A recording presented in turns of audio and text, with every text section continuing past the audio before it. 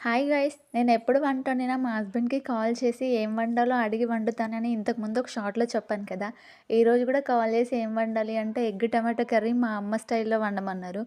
అంటే మా అత్తయ్యనికి ఫోన్ చేసి అడిగాను ఎలా వండాలంటే, ఎప్పుడూ ఒకేలా కాకుండా ఈసారి వేరేలా చెప్తాను అలా చెయ్యి అన్నారు. చెప్పారు.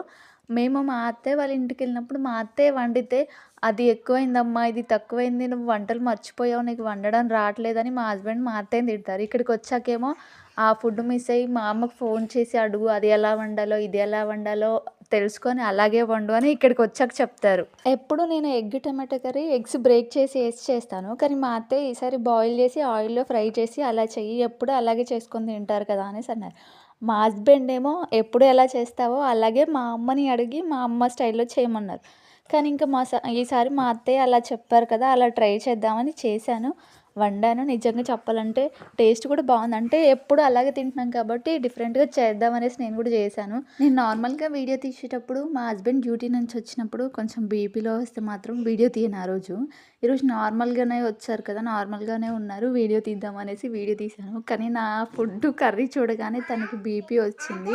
ఎందుకో తెలుసా? కర్రీ బాగోలేదని కాదు.